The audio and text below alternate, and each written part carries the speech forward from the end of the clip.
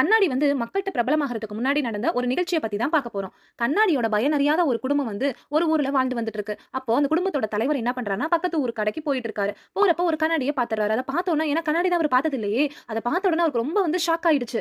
அதனால அந்த முகம் தன்னோட முகம் கூட தெரியாம, இது யாரோ ஒரு அப்பாவோட படம் மாதிரி இருக்குன்னு சொல்லிட்டு, அந்த கண்ணாடிய வந்து காசு குடுத்து வாங்கிட்டு வந்து வீட்ல வச்சுர்றாரு. டெய்லியும் போறப்பலாம் மறைச்சு, மறைச்சு அத பார்த்துட்டு எடுத்துட்டு போயிட்டே இருக்காரு. இத பார்த்தோனே அவங்க மனைவிக்கு கணவன் மேல சந்தேகம் வந்துருச்சு.